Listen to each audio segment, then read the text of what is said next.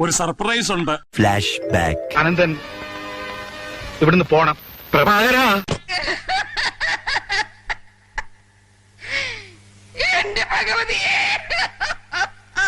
നമ്മുടെ ഗബ്രിമോൻ വീട്ടിൽ നിന്നും ബിഗ് ബോസ് ഹൗസിൽ നിന്നും എവിക്റ്റ് ആയിരിക്കുകയാണ്.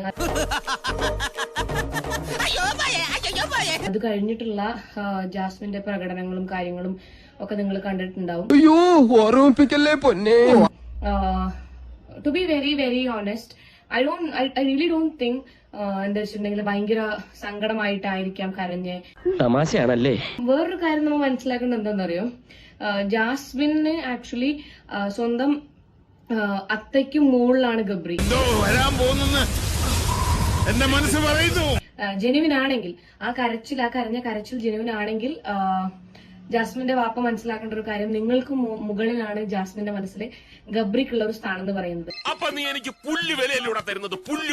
കാരണം നിങ്ങൾക്ക് ബ്ലോക്ക് ആണ്, ഓപ്പറേഷൻ ആണെന്നൊക്കെ പറഞ്ഞിട്ട് പോലും ഞാൻ ആ കുട്ടി ഇങ്ങനെ ഇത്രയും പിന്നെ നിലവിളിച്ച് കരയുന്നത് ഞാൻ കണ്ടിട്ടില്ല.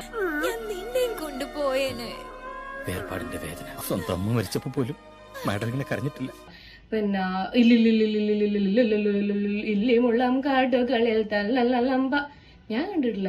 അതൊക്കെ ഗോപാലകൃഷ്ണൻ ഒരു നമ്പർ അല്ലേ. ഓക്കെ, അതുക്കും മുകളിലാണ് ജാസ്മിന് ഗബ്രിയോടുള്ള സ്നേഹം എന്നുള്ളത്.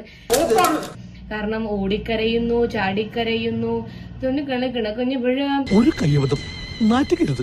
ഫുള്ള് കരച്ചിലാണ്. ഞാൻ എന്ത് ചെയ്യും ഗബ്രി, നീ ഇല്ലാണ്ട് എനിക്ക് ജീവിക്കാൻ പറ്റില്ല, പിന്നെ മറ്റേ ദൈവം ഇല്ലെങ്കിൽ ഇതിനാര് വെള്ളം നിറക്കും എന്ന് പറയുന്ന പോലെയാണ് റസ്മിന്റെ അടുത്ത് ജാസ്മിൻ പിന്നെ ആരെന്റെ ഫോൺ കുത്തിയിടുന്നൊക്കെ ചോദിക്കുന്നുണ്ട്. ഒരു സങ്കടം വരുമ്പോ പോയി കരയാനും സന്തോഷം വരുമ്പോ പോയി കെട്ടിപ്പിടിക്കാനും ഒന്ന് ഉമ്മ വെക്കാനും ഒക്കെയുള്ള ഒരു ഷോൾഡർ ആയിരുന്നു എനിക്ക് ഗബ്രി. ഈ വീട്ടിൽ ഇനി ഞാൻ എന്ത് ചെയ്യും, നാടിനി എന്ത് ചെയ്യും മല്ലയ്യ, ഇനി നമ്മൾ എന്ത് ചെയ്യും അല്ലയ്യ. പിന്നെ ചിലപ്പോൾ ഹെൽത്ത് ഇഷ്യൂസ്, സ്വയമേ ഹെൽത്ത് ഇഷ്യൂസ് വരുത്തി വെച്ചിട്ട് ഗബ്രിന്റെ പിന്നാലെ പ്രാണസഖി ഞാൻ വേറൊരു എന്ന് പറഞ്ഞ് പോകുമോ എന്നറിയില്ല നമുക്ക്. ആശ്വാസമായി. ഞാൻ വരട്ടെ ഇങ്ങോട്ട്. അല്ല, ഞാൻ പോട്ടെ.